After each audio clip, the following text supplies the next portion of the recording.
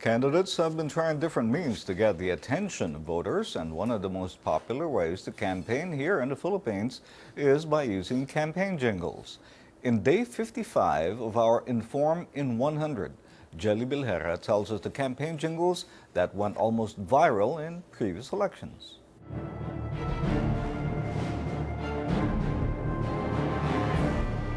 Nakaligo ka na ba sa dagat ng basura? Nagalit si Manong Johnny. Sama-sama tayo. Hindi ko kayo pababayaan. Open Gangnam Style. With all the flashy gimmicks, catchy jingles, and colorful nicknames, you'd think the circus is back in town. But no, it's the election campaign. Who could forget presidential candidate Senator Manny Villar in the 2010 elections and his jingle which went viral? Nakaligo ka na ba sa dagat ng basura? Nagpasko ka na ba sa gitna ng kalsada? Yan ang tanong namin. Anak, kitabi mo. Ako na. Sama-sama tayo. Hindi ko kayo pababayaan. Lalaban tayo. Remember Mr. Palengke, or the candidate who wanted to be planted in the Senate? Ako po si Prospero Pichay, Pro Pinoy! How efficient are jingles, nicknames, and humor in winning votes? Sociologist Brother Clifford Sorita says campaign jingles, political advertisements, and sorties are used for three reasons. First, they're done for name recall. Sorita says songs are easier to remember, so a name attached to a catchy tune is easier for voters to recall. When you create jingles, when you create commercials in TV, very, very important that you're able to start giving a people a sense of your name and what your name stands for. That's the reason why many people have used the surname of others that are more known. Second, it's important for candidates to project an image they want the public to perceive. Sorita says voters should connect, better yet identify, with a candidate's vision and promises. For example, I am candidate A, you associate me with Palengke. I am candidate B, you associate myself with Hanap Buhay.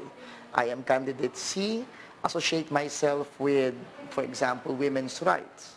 So in other words, it's a game of association.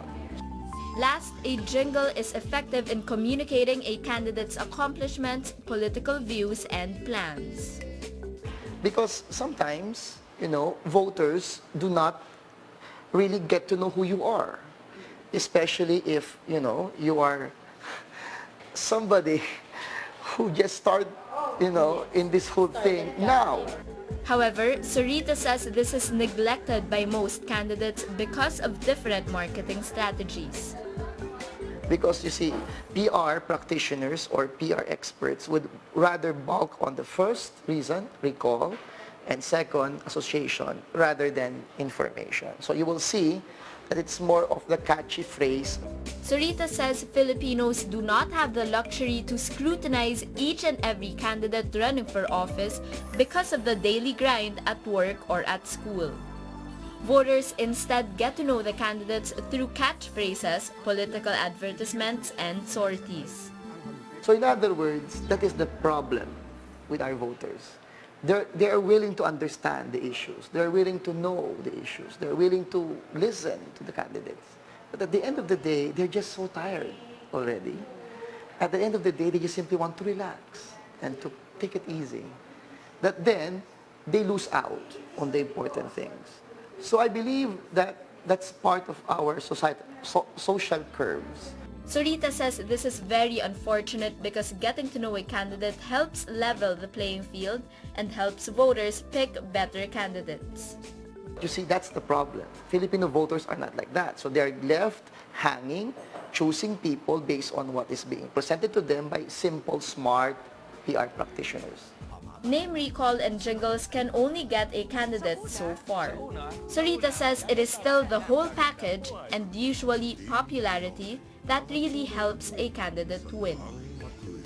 Most voters agree, at the end of the day, it is still the name and reputation that influences them the most. Yung paggamit nila ng mga music, nakakaano yun eh, parang kagaya rin yun ng mga usong yung mga usong kanta na nasa sa ulo ng mga kabataan. Hindi naman puro dapat isipin natin yung puro lahat jingle. Dapat isipin natin kung ano magagawa talaga nung magkakandidato o mananalo para sa ating bansa. Kung ano yung sa tingin ko kaya nung politiko na yun, sa tingin ko kaya niya. Hindi ako I'm not into the mga jingle na sinasabi niya na gano'n. Voters hope that politicians will present legitimate credentials rather than catching the public's eye with lyrics and gimmicks. These debates that certain schools or networks hold, and then when you get to really hear the real answer from them, and when these debates or these questions are thrown at the politicians and how they answer it, I think it's something that's really big and makes a difference with regards to voting or with regards to the decision of the masses. For Sarita, all is not lost. Slowly raising voters' consciousness may help the electorate pick the right candidates in the long run. Jelly Bilhera, Solar News.